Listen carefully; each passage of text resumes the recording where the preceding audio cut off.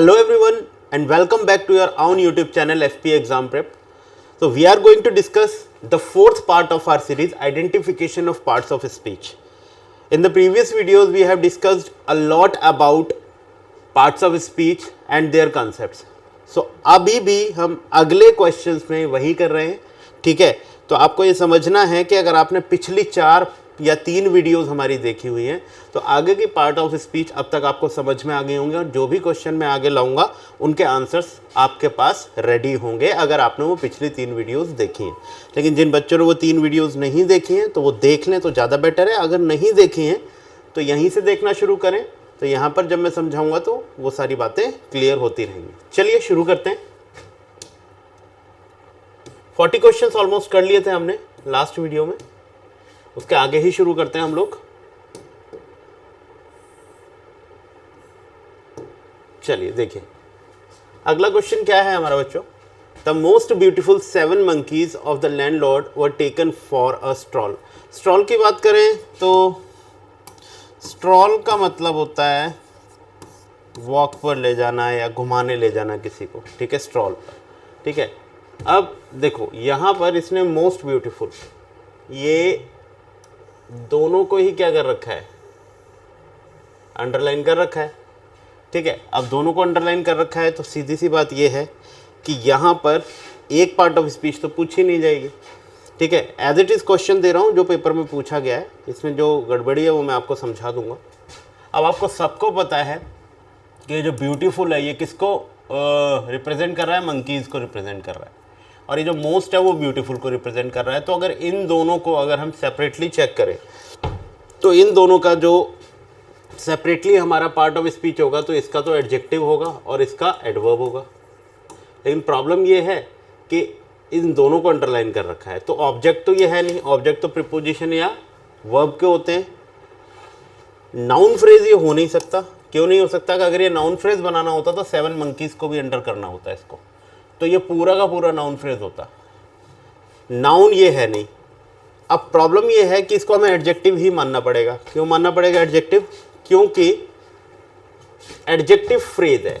क्यों? क्योंकि इसने यहाँ से लेके यहाँ तक इस पूरे को अंडरलाइन किया है, तो हमें इसे एडवर्ब तो मानना नहीं पड़ेगा, इस पूरे को हमें एडजेक्टिव फ्रेज मानना पड़ेगा। गलती इन्होंने बस यही की है कि यहाँ फ्रेज लिखाना ये भूल गए हैं या इन्होंने लगाया नहीं है। नाउन फ्रेज ये है नहीं तो हमें यहाँ एडजेक्टिव भी मानना पड़ेगा क्योंकि इस दोनों को अंडरलाइन कर रहा है, तो ये फ्रेज है, तो ये पूरा का पूरा पार्ट जो है वो एडजेक्टिव फ्रेज ही अंडरस्टूड किया जाएगा, ठीक है। चलिए नेक्स्ट देखते हैं। अगर इसने सिर्फ मोस्ट को किया होता तो ये एडवर्ब होता, सिर्फ ब्यूटीफुल को किया होता तो ये एडजेक्टिव होता। क्योंकि ये एडजेक्टिव को ही डिफाइन करना है तो मिलकर एडजेक्टिव फ्रेज माने जाते हैं, तो इसलिए इसको एडजेक्टिव मानना पड़ेगा। नेक्स्ट देखते हैं। अब ये तो मैं आपको पहले ही समझा चुका हूँ, जिस भी वर्ड के आगे एक्सक्लेमेटरी मार्क हो वो इंटरजेक्शन माना जाएगा, तो ये हमारा आंसर क्या होगा, इंटरजेक्शन होगा। तो इसमें तो कोई ज़्यादा बड़ी बात है नहीं समझने के लिए। आगे देखिए। The man who is in the green shirt is the chief of the day, ठीक है। अब ध्यान से देखें, ये जो हु होता है ना, WHO हु, इंग्लिश में ये सिर्फ 2 ही काम करता है। अभी से समझ लें इसको, जब भी WH वर्ड आएगा तो इंग्लिश में 2 ही काम करेगा। या तो ये क्वेश्चन वर्ड होगा, और जब ये क्वेश्चन वर्ड होगा तो ये हमेशा किसी ह्यूमन को रिप्रेजेंट करेगा, ह्यूमन, ठीक है। दूसरा ये क्या होगा, हमारा कंजंक्शन होगा। तो जब ये कंजंक्शन होगा तो ये 2 सेंटेंसेस को कनेक्ट करता है। वैसे होते 2 ही यूजेस हैं इसके, लेकिन अगर मैं थोड़ा सा और इलेबोरेट करूं इसे तो ये रिलेटिव प्रोनाउन भी होता है। अब रिलेटिव प्रोनाउन का भी काम क्या होता है, कंजंक्शन का भी काम होता है, लेकिन दोनों में डिफरेंस होता है, ठीक है। अब आपको ये समझना है कि कंजंक्शन और रिलेटिव प्रोनाउन ये दोनों ही लगभग एक तरीके से काम करते हैं, ठीक है। हु जो होता है वो कंजंक्शन भी होता है और रिलेटिव प्रोनाउन भी होता है। तो जब ये रिलेटिव प्रोनाउन होता है तब एक्चुअल में ये as a subject plus conjunction का काम कर रहा होता है, और जब ये कंजंक्शन होता है तो सिर्फ ये कंजंक्शन होता है, और जब ये क्वेश्चन वर्ड होता है तब ये ह्यूमन को रिप्रेजेंट कर रहा होता है। तीनों ही चीज़ों में सिर्फ एक बात का ध्यान रखेंगे आप, जब ये क्वेश्चन वर्ड होगा तो ये हमेशा प्रोनाउन होगा, ठीक है। अब जब ये कंजंक्शन होगा तब इसको सिर्फ कंजंक्शन मानना पड़ेगा, और जब ये रिलेटिव प्रोनाउन होगा तो ये तब भी क्या माना जाएगा, प्रोनाउन। मतलब बेसिकली तो रिलेटिव प्रोनाउन होगा, लेकिन अगर रिलेटिव प्रोनाउन का ऑप्शन नहीं दिया है तो फिर इसे प्रोनाउन ही कंसीडर करना पड़ेगा। अब तीनों का एक एक एग्जांपल देके समझाता हूँ तो क्लियर होगी आपको बात। जैसे मैंने लिखा I know who you are, एक सेंटेंस ये लिखा मैंने, हु आर यू, एक सेंटेंस लिखा मैंने ये, the boy who helped you has gone, the boy who helped you has gone। ठीक है। अब समझो, तीन मैंने यहाँ पर, एक हूँ मैंने ये लिखा, एक हूँ मैंने ये लिखा, और एक हूँ मैंने ये लिखा।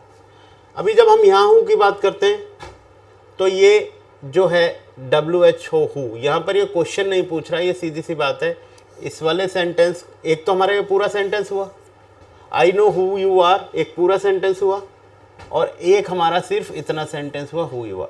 तो इन दोनों को कनेक्ट करने के लिए हमने किसका यूज़ किया, हु का। तो यहाँ सिर्फ ये कंजंक्शन का काम करेगा।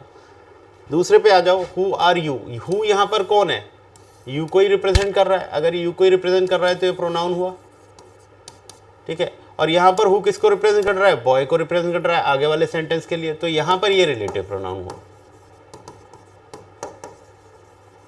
तो जब भी WH वर्ड किसी भी नाउन या प्रोनाउन को आगे रिप्रेजेंट करने के लिए यूज़ किया जाता है तो उसको तो हम क्या कहते हैं, रिलेटिव प्रोनाउन। जब भी WH वर्ड किसी दो सेंटेंस को जोड़ने का काम करता है, जैसे कि पहले वाले सेंटेंस में किया है, तब वो करता है कंजंक्शन का काम, और जब भी वो क्वेश्चन करता है तब होता है वो प्रोनाउन। तो आ जाइए देख लेते हैं, यहाँ पर हु किसका काम कर रहा है, रिलेटिव प्रोनाउन का, क्योंकि हु किसको रिप्रेजेंट कर रहा है, मैन को, आगे वाले सेंटेंस के लिए। अब रिलेटिव प्रोनाउन का सीधा सीधा आंसर दे रखा है उसने, रिलेटिव प्रोनाउन। अच्छा, यहाँ प्रोनाउन भी दे रखा है, तो आपको उसका जो बेसिक नेम है वही बताना है, रिलेटिव प्रोनाउन। तो ये नहीं होगा, ये नहीं होगा, ये नहीं होगा। बात समझ में आ गई आप लोगों को? चलिए नेक्स्ट क्वेश्चन पे चलते हैं। नेक्स्ट क्वेश्चन देखते हैं। He has been living in the jungle for long and he knows all the animals here. अब इसके बारे में तो मुझे ज़्यादा समझाने की तुम्हें ज़रूरत है नहीं, एंड सबको ही पता है कंजंक्शन होता है। अब कंजंक्शन भी दो टाइप के होते हैं, पिछले वाले वीडियोस में मैं तुम्हें समझा चुका हूँ। एक कोऑर्डिनेटिंग कंजंक्शन होता है, एक सबऑर्डिनेटिंग। तो पेपर के अंदर आपको वो कंजंक्शन ना देके और डीपली पूछ सकता है कि ये कोऑर्डिनेटिंग कंजंक्शन है या सबऑर्डिनेटिंग कंजंक्शन है, तो ये भी समझना है आपको, और इसमें दे भी रखा है उसने। अब मैंने आपको लास्ट वीडियोस में बताया है कि जो हमारे कोऑर्डिनेटिंग कंजंक्शंस होते हैं वो सिर्फ 7 होते हैं, जिनको हम नेमोनिक फैनबॉयज से जानते हैं। ठीक है, इनको याद रखो, ये सारे हमारे कोऑर्डिनेटिंग कंजंक्शन है। एफ से बनता है फॉर, एंड, नॉर, बट, और, येट, सो। तो अगर ये सिर्फ कंजंक्शन दिख रहे हैं तो ये कोऑर्डिनेटिंग कंजंक्शन हुए। इनको अगर छोड़ दिया जाए, बाकी जितने भी कंजंक्शन होते हैं वो सबऑर्डिनेटिंग कंजंक्शन होते हैं। तो हमारा ये क्या है, कोऑर्डिनेटिंग कंजंक्शन। यहाँ पर आंसर दिया ही हुआ है, बाकी सब ये गलत हो गए आंसर। बात समझ में आई? चलिए नेक्स्ट क्वेश्चन देखते हैं। नेक्स्ट क्वेश्चन है, they have been driving since early morning. अब देखो, सिंस के बारे में भी समझ लो, सिंस भी समझाता हूँ। सिंस भी कंफ्यूज करता है बच्चे को। ये जो सिंस वर्ड होता है ना बच्चों, ये भी दो तरीके से काम करता है। एक तो ये कंजंक्शन होगा, और दूसरा ये प्रीपोजिशन की तरह काम करता है।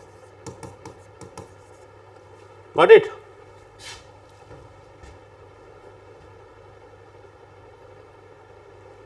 देखो, ये question as it is CDS के एग्जाम में पूछा गया, और एज इट इज यही इसके ऑप्शंस दिए गए हैं। इसको मैंने एज इट इज इसलिए रखा है ताकि मैं आपको समझा सकूं कि अगर वहां कंफ्यूजन होता है ऐसे किसी क्वेश्चन में तो आपको क्या करना चाहिए। तो देखो, सिंस को दो तरीके से यूज किया जाता है, एक कंजंक्शन की तरीके से, एक प्रीपोजिशन की तरह से। अच्छा, जब ये कंजंक्शन होगा तो आप सबको पता है कि सिंस अगर कंजंक्शन है तो ये कौन सा कंजंक्शन होगा, कोऑर्डिनेटिंग या सबऑर्डिनेटिंग? तो आपको पता है कि सबऑर्डिनेटिंग कंजंक्शन होगा, क्योंकि कोऑर्डिनेटिंग कंजंक्शन में सिंस का यूज होता ही नहीं है। तो भाई कंजंक्शन है, तो कंजंक्शन के बारे में एक बात और ध्यान रख लो कि एक बहुत मोटी सी बात है, दोनों कंजंक्शंस के बीच का जो डिफरेंस है वो ये है कि जो सबऑर्डिनेटिंग कंजंक्शन होता है हमारा, वो हमेशा सिर्फ और सिर्फ किसको जोड़ने का काम करता है बच्चे? वो सिर्फ सेंटेंसेस को जोड़ने का काम करता है। इसका मतलब है कि सिंस के साथ अगर सेंटेंस जुड़ा हुआ है, ठीक है, तो फिर वो कंजंक्शन होना चाहिए। लेकिन यहाँ भी कैच है, मैं समझाता हूँ आपको। अब देखो, सिंस को लेकर बड़ा कंफ्यूजन होता है, इतनी डीपली बात आपको कोई बताएगा नहीं। अगर सिंस को कंजंक्शन मान रहे हो आप, तो आपको ये ध्यान रखना है कि जब भी subject plus verb plus object plus since जुड़ा होगा, तो सिंस के साथ सेंटेंसेस जुड़े होंगे, लेकिन हमेशा सिंस के साथ जब सेंटेंस जुड़ा हो तो कंजंक्शन नहीं मानना पड़ेगा, वो प्रेपोजिशन भी हो सकता है। कैसे, ध्यान से देखते हैं। अगर सिंस के साथ जुड़ा हुआ है तो सिंस हमेशा बिकॉज का सेंस देता है। किसका सेंस देता है? बिकॉज का सेंस देता है। तो अब सीधी सी बात यह है कि जब भी सिंस के साथ आप बिकॉज का सेंस जोड़ोगे और सिंस के साथ बिकॉज का सेंस जोड़ोगे तो सिंस के साथ रीज़न जुड़ा होगा। ठीक है, अगर सिंस के साथ रीज़न जुड़ा है तो ये कंजंक्शन है। लेकिन सिंस के साथ टाइम जुड़ा है सेंटेंस के फॉर्म में, तो फिर इसे प्रीपोजिशन मानना पड़ेगा आपको। बात समझ में आई? एग्जाम्पल देके समझा देता हूं मैं आपको। देखो,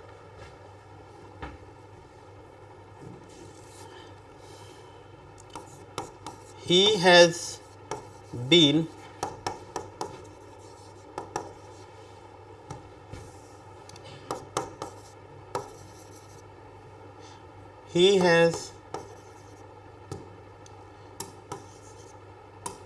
taught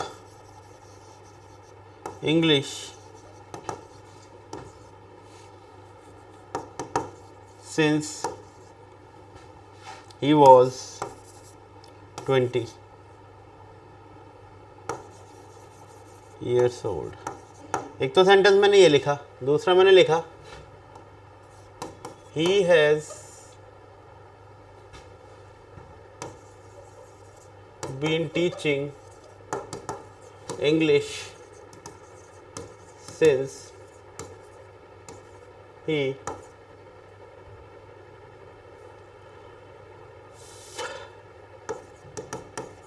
liked, या मैं ये ना लिख के इसको दूसरा एग्जांपल देता हूँ आपको।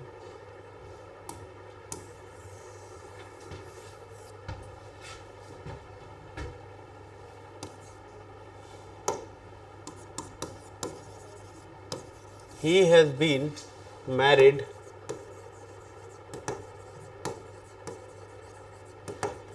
since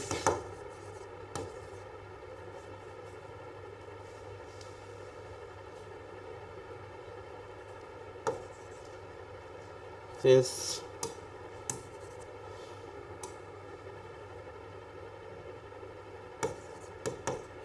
parents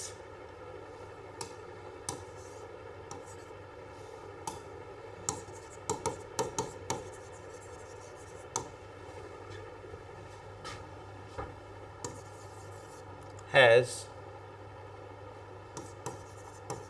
convinced him to marry। ठीक है, अब ये दो सेंटेंस है। अब दोनों सेंटेंस में देखो आप, मैंने लिया he has taught English since he was 20 years old. So जब यहाँ मैंने सिंस की बात करी तो ये टाइम को कनेक्ट कर रहा है। ये सिंस किसको? टाइम क्लॉज को कनेक्ट कर रहा है, और ये बोल रहा है कि वो इंग्लिश कब से पढ़ाई है उसने? जब से कि वो 20 साल का है। तो ये टाइम है। अगर ये टाइम है तो इसे प्रीपोजिशन मानना पड़ेगा आपको, क्योंकि टाइम प्रीपोजिशन से ही रिलेट करता है। अच्छा, यहाँ देखो, he has been married since his parents has convinced him to marry. अब यहाँ पर ये क्या है? ये टाइम नहीं है, ये रीज़न है। वो शादीशुदा है, क्यों? क्योंकि उसके पेरेंट्स ने इस काम के लिए उसे कन्विंस्ड कर लिया। तो ये जो सेंस शो कर रहा है ये रीज़न शो कर रहा है। अगर ये रीज़न शो कर रहा है तो ये जो सेंटेंस है ये हमारा क्या है? इसका रीज़न, और रीज़न हमेशा कंजंक्शन होता है। तो ये बात मैं समझाने की कोशिश कर रहा हूँ कि सिंस के साथ जब भी दो सेंटेंस तुम्हें जुड़े हुए मिले, अब वहाँ कन्फ्यूजन क्या होता है? क्योंकि सेंटेंस जुड़ा है तो सेंटेंस हमेशा कंजंक्शन जोड़ने का काम करते हैं। लेकिन यहाँ पर आपको ध्यान रखना है सिंस के साथ कि सिंस के साथ अगर सेंटेंस जुड़े हैं तो वहाँ ये कैच है कि सिंस के साथ अगर किसी एक्शन का टाइम दिया गया है तो वो प्रीपोजिशन कंसीडर किया जाएगा, और सिंस के साथ कभी भी किसी एक्शन का अगर रीज़न दिया गया है तो फिर उसे कंजंक्शन कंसीडर वहाँ पर करना पड़ेगा आपको। अच्छा, अगर सिंस के साथ कोई फ्रेज जुड़ा हुआ है या कोई वर्ड जुड़ा हुआ है, तब तो कोई डाउट ही नहीं है, प्रीपोजिशन ही मानी जाएगी। अब तो अब यहाँ पर हम देखें तो सिंस के साथ कोई सेंटेंस ना जुड़ के कोई फ्रेज जुड़ा है, तो यहाँ हम सीधा सीधा माने कि ये प्रीपोजिशन होनी चाहिए यहाँ पर, और ये होनी भी चाहिए प्रीपोजिशन। लेकिन प्रॉब्लम क्या है, यहाँ प्रीपोजिशन का कोई ऑप्शन दे नहीं रखा है, पेपर में भी नहीं दे रखा है, ठीक है। इसको मैंने इसीलिए एज इट इज उठा लिया ताकि मैं समझा सकूं कि अब आप क्या करें यहाँ पर। अब यहाँ पर प्रॉब्लम ये हो गई कि प्रेपोजिशन तो दे ही नहीं रखा, प्रेपोजिशन छोड़ो यहाँ तो कंजंक्शन भी नहीं दे रखा है, तो अब आप क्या करोगे। अब आपको ये ध्यान रखना है कि ये तो हमें पता लग गया कि ये प्रेपोजिशन है, लेकिन एक कंसेप्ट मैंने आपको बताया हुआ है कि preposition plus noun equal to हमारे क्या होते हैं, एडवर्ब होते हैं। तो प्रेपोजिशन प्लस नाउन हम ये मान के चलें कि यहाँ पर प्रेपोजिशन प्लस नाउन को पूछ रहा है वो, क्योंकि सिंस का ना तो आपने प्रीपोजिशन दे रखा है ना कुछ, तो इन दोनों को ही कंसीडर करके चलते हैं हम, इसे एडवर्ब मानना पड़ेगा। तो ये एडवर्ब हो गया, एडजेक्टिव नाउन और कंपैरिजन ये है नहीं, ठीक है। तो यहाँ पर ये गलती दे रखी है, वहाँ पर उसको एज इट इज़ मैंने इसीलिए उठाया है ताकि आपको समझा सकूं कि अगर कभी पेपर में ऐसे आ जाए तो प्रेपोजिशन प्लस नाउन को इसने कंसीडर किया है, लेकिन बस गलती ये हुई है कि अंडरलाइन इसे करना भूल गए हैं। तो प्रेपोजिशन प्लस नाउन मिलकर एडवर्ब बन जाता है, इसलिए इसका आंसर हमें एडवर्ब ही देना पड़ेगा यहाँ पर, ठीक है। चलिए नेक्स्ट देखते हैं। नेक्स्ट है this time we woke up to the virus related disease. अब दिस टाइम आ गया, तो दिस का तो मैंने बताया हुआ है कि दिस, दैट, दीज, दोज, ये सब क्या होते हैं, हमारे प्रोनाउन भी होते हैं और एडजेक्टिव भी होते हैं। बस ध्यान क्या रखना है आपको, ध्यान ये रखना है कि अगर इनके आगे नाउन दिया हुआ है तो ये एडजेक्टिव माने जाएंगे, अगर इनके आगे नाउन ना देके इन्हीं को एज अ सब्जेक्ट या ऑब्जेक्ट कंसीडर किया गया तो ये प्रोनाउन माने जाएंगे। अब हमें मालूम है दिस किसको रिप्रेजेंट कर रहा है, टाइम को, तो टाइम नाउन है, जो नाउन को डिस्क्राइब करता है वो एडजेक्टिव होता है, तो ये डेमोन्स्ट्रेटिव एडजेक्टिव हो गया हमारा, ठीक है। लेकिन हमें मालूम है एडजेक्टिव कहीं दिया नहीं है, बट डेमोन्स्ट्रेटिव तो दे रखा है, तो आंसर डेमोन्स्ट्रेटिव हो गया हमारा, ठीक है। तो ये क्वेश्चन में गलती करते हैं, सीडीएस में कई गलतियां हैं कि वहाँ पर बहुत क्लियरली चीज़ों को नहीं दिया गया होता है, लेकिन हमें मालूम है ये आर्टिकल नहीं है, एडवर्ब नहीं है, नॉन फ्रेज हो ये, पर ये डेमोन्स्ट्रेटिव तो है। अब चाहे एडजेक्टिव हो चाहे प्रोनाउन हो, ये उन्होंने दिया नहीं है, बट डेमोन्स्ट्रेटिव का तो ये आंसर बनता है, ठीक है। चलिए नेक्स्ट क्वेश्चन है love your neighbour as thyself. Thyself का मतलब है योर सेल्फ, इसका मतलब क्या है, योर सेल्फ, ठीक है। मतलब इसका कहने का मतलब है अपने नेबर को उसी तरीके से आप प्यार करो जैसे आप अपने आप को करते हो, ठीक है। तो दाई सेल्फ मैंने आपको बताया हुआ है, सेल्फ जहां पर सेल्फ या सेल्फ आ जाए तो वहां दो ही चीजें बनती हैं, या तो रिफ्लेक्सिव प्रोनाउन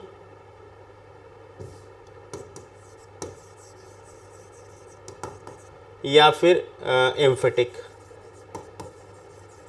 तो अब आपको मालूम है love your neighbour, love verb का ये ऑब्जेक्ट तो है नहीं, मैंने क्या बताया कि अगर किसी वर्ब का ऑब्जेक्ट बना रखा हो सेल्फ या सेल्फ्स को तो वो रिफ्लेक्सिव होता है, नहीं तो उसको हमें क्या मानना पड़ता है, आपका इम्फेटिक मानना पड़ता है। अब इम्फेटिक प्रोनाउन तो कहीं नहीं दिया हुआ, लेकिन प्रोनाउन तो दिया है, दोनों ही केसेस में प्रोनाउन जरूर होता है, तो देखो यहाँ पे आंसर है हमारा प्रोनाउन। तो ये सेल्फ या सेल्फ जो होते हैं ये हमेशा ही प्रोनाउन होते हैं।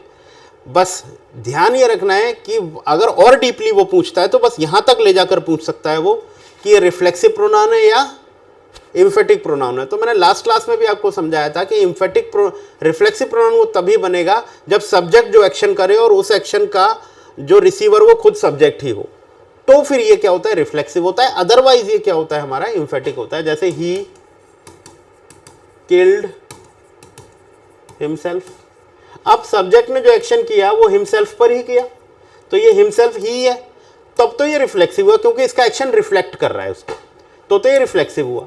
लेकिन अगर ये रिफ्लेक्सिव नहीं होगा तो ये इम्फेटिक होगा, ही हिमसेल्फ। अब ये अपने आप को किल नहीं कर सकता, क्यों, क्योंकि अब ये जिस एक्शन को ये परफॉर्म करेगा वो अपने आप पे नहीं कर सकता क्योंकि हिमसेल्फ पहले ही लिख लिया है, he himself killed the snake.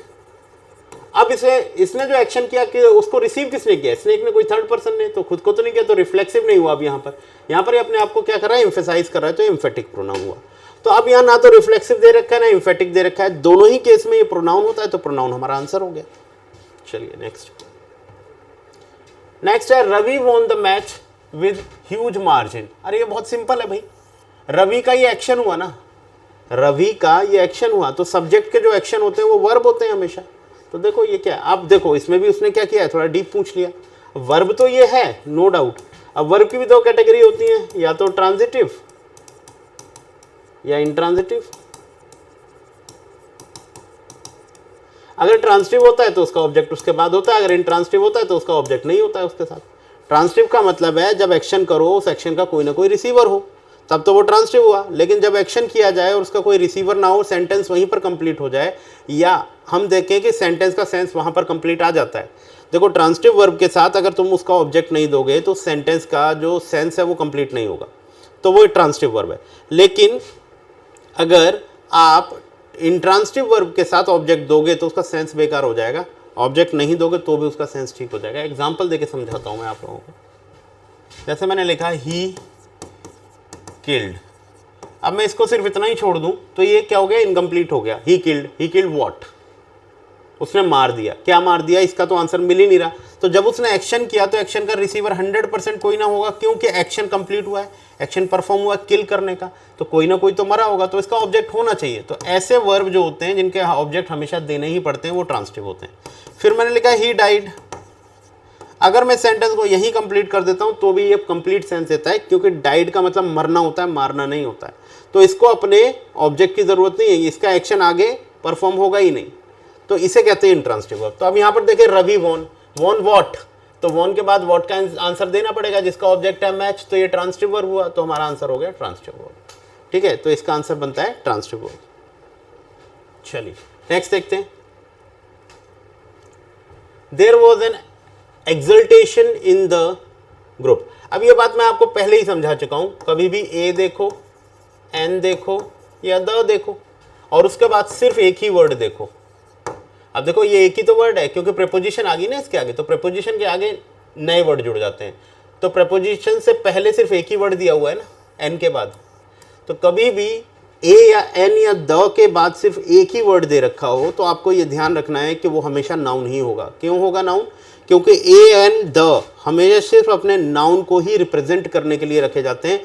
अगर आर्टिकल आ गया है तो ऐसा कभी नहीं हो सकता कि नाउन ना आए, तो नाउन हमेशा होता है। ठीक है, वो बात अलग है कि मान लो एन के आगे मैंने एक वर्ड दिया, फिर मैंने एन के आगे एक और वर्ड दिया, फिर मैंने एक और वर्ड दिया, तो अब आपको ध्यान रखना है हमेशा लास्ट वाला वर्ड ही नाउन माना जाएगा, उससे पहले उसका एडजेक्टिव होगा, एडवर्ब होगा। सो जो सबसे लास्ट में वर्ड होता है एन के बाद या द के बाद एक बाद, वही नाउन होता है। तो लेकिन इसमें तो एक ही है, तो ये नाउन ही हो गया, तो हमारा आंसर हुआ यहाँ पर नाउन। ठीक है, चलिए नेक्स्ट देखते हैं।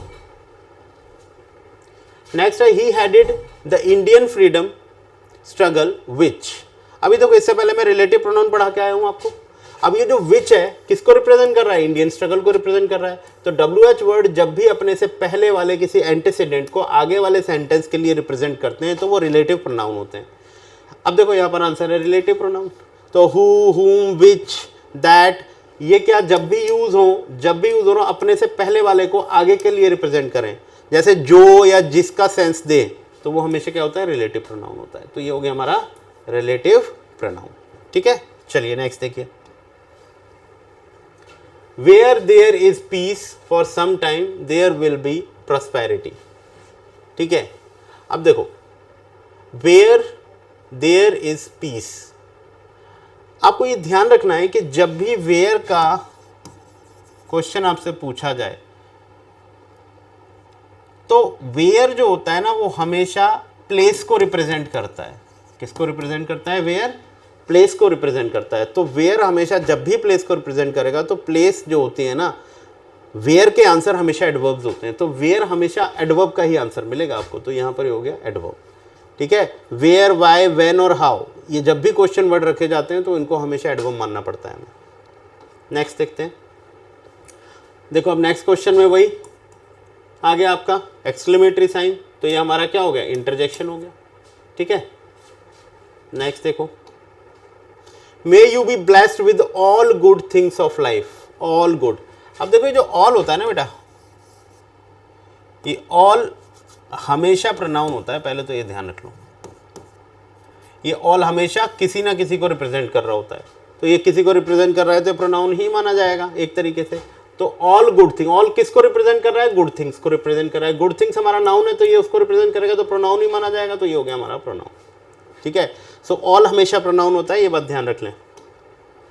नेक्स्ट है the lake is one of the more beautiful ones in the, ये वन ऑफ द की जगह मोर गलत लिख दिया है, यहाँ मोस्ट होना चाहिए, one of the most beautiful ones in the country. ठीक है, अब सबको पता है कि ब्यूटीफुल क्या होता है, इसमें बताने वाली तो कोई बात ही नहीं है। ब्यूटीफुल किसी की क्या होती है, क्वालिटी होती है, और किसी चीज़ की क्वालिटी या किसी व्यक्ति की क्वालिटी को हमें एडजेक्टिव मानना पड़ता है। तो ब्यूटीफुल हमारा क्या है, एडजेक्टिव है, सिंपल। ठीक है ना, चलिए नेक्स्ट देखते हैं। Honesty is the best policy. अब देखो ये जो ऑनेस्टी वर्ड है ना, ये किस वर्ड से बना है, ऑनेस्ट से बना है। सो ऑनेस्ट क्या होता है, किसी की क्वालिटी होती है, ऑनेस्ट पर्सन बोल देते हैं। लेकिन ऑनेस्टी अपने आप में पूरी की पूरी क्वालिटी है। तो ऑनेस्टी एक एब्स्ट्रैक्ट हमारा नाउन होता है। ठीक है, अब पहचानोगे कैसे भाई, सिंपल सी बात है। ऑनेस्टी एक तो यहाँ सब्जेक्ट बनकर बैठा है, देखो इस सेंटेंस का सब्जेक्ट कौन है, ऑनेस्टी है। तो सब्जेक्ट इंग्लिश में नाउन या प्रोनाउन ही बनते हैं, इसके अलावा और कोई बनता ही नहीं है। दूसरी बात कि अगर ऑनेस्ट के आगे हम कोई पर्सन लगा सकते हैं और आप कहते हो कि हाँ ऑनेस्ट पर्सन सही सेंस देता है, क्या मैं ऑनेस्टी पर्सन बोल सकता हूँ? नहीं बोल सकता, क्योंकि ऑनेस्टी भी नाउन है और पर्सन भी नाउन है, तो दो नाउन तो एक साथ आते नहीं है। तो ये भी पहचान है इसकी कि कभी भी अगर कोई डाउट हो कि ये नाउन है या नहीं, तो उसके आगे नाउन लगा कर देखो, दो नाउन कभी एक साथ नहीं आते। तो यहाँ पर हमारा क्या हो गया, ये countable noun, pronoun, uncommon noun, uncountable noun. अच्छा ठीक है, देखो और भी थोड़ा सा डीप करके दे दिया है। और डीप करके क्या दे सकता है, नाउन का टाइप पूछ लेगा, बताइए ये प्रॉपर नाउन है, कॉमन नाउन है, कलेक्टिव नाउन है, मटीरियल नाउन है, एब्स्ट्रैक्ट नाउन है। तो उसमें भी ध्यान रखें, एब्स्ट्रैक्ट नाउन। एब्स्ट्रैक्ट नाउन कौन से नाउन होते हैं, एब्स्ट्रैक्ट नाउन वो नाउन होते हैं जिनको ना तो आप टच कर सकते हो, ना आप देख सकते हो, सिर्फ उन्हें फील कर सकते हो। तो ऑनेस्टी क्या होता है, ना टच कर सकते हो, ना देख सकते हो, इसे फील ही कर सकते हो, लेकिन एब्स्ट्रैक्ट वैल्यू नहीं दिया। अब ये ध्यान रखना है आपको कि जो हमारा एब्स्ट्रैक्ट नाउन होता है वो काउंटेबल नहीं होता। भाई ऑनेस्टी को गिन सकते हो आप, क्या नहीं गिन सकते, तो ये अनकाउंटेबल नाउन की कैटेगरी में आ जाता है। तो ये हमारा क्या हो जाएगा, अनकाउंटेबल नाउन। ये ध्यान रखेंगे आप लोग। चलिए नेक्स्ट क्वेश्चन देखते हैं। There is many a slip between the cup and the lip. ठीक है, अब ये जो बिटवीन है, बिटवीन का आपको हमेशा ध्यान रखना है। बिटवीन दो नाउन्स को जोड़ने का काम करता है ना, between the cup and the lip. तो ये बिटवीन से हमने ये जोड़ दिया और ये जोड़ दिया। तो बिटवीन, अब जब भी दो वर्ड्स को चीज़ें जोड़ती हैं तो वो दो ही चीज़ें हो सकती हैं सिर्फ, क्या, या तो वो कंजंक्शन होंगी या फिर वो क्या होंगी, प्रपोजिशन होंगी। अब ये बात आप ध्यान रखें कि कंजंक्शन में भी हमें मालूम है कि सिर्फ कोऑर्डिनेटिंग कंजंक्शंस ही ऐसे होते हैं जो वर्ड्स को और फ्रेजेस को जोड़ सकते हैं। सबऑर्डिनेटिंग कंजंक्शंस कभी वर्ड्स फ्रेज को नहीं जोड़ते, वो हमेशा क्लॉज को जोड़ने का काम करते हैं। तो ये आप ध्यान रखें कि ये कोऑर्डिनेटिंग कंजंक्शन, तो अगर मान लो इसे कंजंक्शन मान के बैठे हुए हो आप, तो कोऑर्डिनेटिंग कंजंक्शन तो ये है नहीं, क्योंकि वो फैन बॉयज होते हैं, फैन बॉयज में आता नहीं है। अच्छा चलो इसको हम सबऑर्डिनेटिंग मान लें, तो सबऑर्डिनेटिंग कंजंक्शन सेंटेंसेस को जोड़ने का काम करता है, लेकिन ये तो वर्ड्स जोड़ रहा है। तो इसका मतलब है ये सिर्फ प्रेपोजिशन हो सकती है। तो हमारा आंसर क्या हो जाएगा, प्रेपोजिशन। तो ये रहा हमारा आंसर, प्रेपोजिशन। बात समझ में आई? चलिए नेक्स्ट देखते हैं। नेक्स्ट है Ravi and Megha reached first but Guha and Savi finish third. अब ये तो सिंपल सा है, अभी मैंने आपको कोऑर्डिनेटिंग कंजंक्शन बताए। कोऑर्डिनेटिंग कंजंक्शन जैसे ही मैंने बताया तो उसमें मैंने आपको फैन बॉयज बताया। तो फैन बॉयज में बट तो आता ही है, तो देखो ये बट क्या है, हमारा कंजंक्शन है। ठीक है, तो ये सिंपल सा आंसर है, कंजंक्शन। तो वही मैं कह रहा हूँ कि अगर आपने मेरी पिछली वीडियोस देखी हुई हैं तो इतना टाइम नहीं आपको देना पड़ेगा, तुरंत बता दोगे इसका आंसर कि ये क्या है। नेक्स्ट देखो, नेक्स्ट है he is the most, the आ गया। अब द के बारे में हमेशा ध्यान रखो, ये क्या होते हैं, आर्टिकल्स होते हैं। अब इसमें भी क्या थोड़ा डीप पूछ लेगा, ये होगा इंडेफिनेट। ये आर्टिकल क्या होता है हमारा, इंडेफिनेट, और ये क्या होता है, डेफिनेट। ठीक है, तो इतना और डीपली पूछ सकता है, लेकिन सिंपल अगर वो पूछे। अच्छा और भी बात ये है कि आर्टिकल के अलावा इनका अगर डीपली नाम देखा जाए तो इनको आर्टिकल ही कहा जाता है, लेकिन ये किस कैटेगरी से बिलोंग करते हैं, ये डिटर्मिनर कैटेगरी से बिलोंग करते हैं, डिटर्मिनर। अब डिटर्मिनर क्या होता है, तो डिटर्मिनर को और वाइड कैटेगरी में ले जाएं तो ये एडजेक्टिव होते हैं। तो एडजेक्टिव से और डीप कैटेगरी इनकी डिटर्मिनर होती है, और उससे भी अगर हम इनको शॉर्ट में ले जाएं तो ये आर्टिकल होते हैं। अब डिटर्मिनर में और एडजेक्टिव में फ़र्क होता है। डिटर्मिनर हमेशा किसी नाउन की क्वांटिटी, किसी नंबर या उसकी आइडेंटिटी को बताने का काम करते हैं। तो ये जो ए एंड द होते हैं ना, ये किसी की आइडेंटिटी को बताते हैं, तो इसलिए डिटर्मिनर होता है। लेकिन जो एडजेक्टिव होते हैं वो किसी की क्वालिटी या क्लास को बताने का काम करते हैं। तो यहाँ पर हमें आंसर दे रखा है डिटर्मिनर, बाकी तो ये तीनों में से कुछ भी नहीं है। एडजेक्टिव क्यों नहीं मानेंगे? क्योंकि इससे भी डीप क्वालिटी, इससे भी इसका मतलब जो प्रिसाइज दे रखा है वो दे रखा है डिटर्मिनर। ठीक है, अगर डिटर्मिनर नहीं होता तो एडजेक्टिव मान लेते हैं हम इनको। ठीक है, चलिए नेक्स्ट है the conclusions that they came to are highly questionable. High क्या होता है? हम सबको पता है एडजेक्टिव होता है, और इसमें एलवाई ऐड कर दोगे तो ये क्या हो जाएगा? एडवर्ब हो जाएगा। अब एडवर्ब किसको डिफाइन करता है? एडजेक्टिव को डिफाइन करता है। तो क्वेश्चनेबल जो है ना, तो ये आपके कंक्लूजन को ही तो क्वेश्चनेबल बता रहा है ये। तो क्वेश्चनेबल किसको डिफाइन कर रहा है? कंक्लूजन्स को। तो इसका मतलब वो एडजेक्टिव हुआ, तो ये हो गया हमारा आंसर एडजेक्टिव। Got it? चलिए देखते हैं। This year marks the quincentenary of Columbus voyage to America. पहले समझ लो क्विंसेंटेनरी क्या होता है। ये जो क्विन वर्ड है ना, क्विन क्यू एक वर्ड होता है, ये लैटिन भाषा से लिया गया है, जिसका मतलब होता है 500। ठीक है, सॉरी, जिसका मतलब होता है 5, इसका मतलब तो 5 हो गया। और जो ये सेंटेनरी है, सबको पता है सेंचुरी से लिया गया है, तो इसका मतलब 100 होता है। तो दोनों को मिला के क्या हुआ? 500। तो 500 ये हो गया इसका मतलब। तो दिस ईयर जो है वो 500th जो कोलंबस का वॉयज था उसका 500th वो मनाने जा रहे हैं ये लोग। ठीक है, ये ईयर मार्क करता है। तो ये द क्विंसेंटेनरी, अब द आ गया तो द आर्टिकल है, अब क्विंसेंटेनरी के आगे प्रपोजिशन है, दूसरा नाउन हो गया। तो यानी कि मतलब एक ही वर्ड है द के बाद, तो इसे नाउन माना जाएगा ना। तो देखो हमारा आंसर हो गया यहाँ पर नाउन। बात समझ में आई? तो आपको इसी तरीके से, इसी अप्रोच से क्या करना है? पार्ट्स ऑफ स्पीच को देखना है, जैसा कि मैं आपको बता रहा हूँ। मेरी वो जो छोटी छोटी बातें मैं आपको समझा रहा हूँ, उनको ध्यान रखेंगे तो पार्ट्स ऑफ स्पीच में आपको कभी प्रॉब्लम होगी नहीं। ठीक है, तो इसी तरीके से वीडियोस देखते रहिए, शेयर करते रहिए, सब्सक्राइब करते रहिए। ठीक है, आपको ज़रूर नॉलेज मिलती रहेगी। ठीक है, तो चलिए आज का वीडियो यहीं ख़त्म करते हैं। Thank you so much for watching.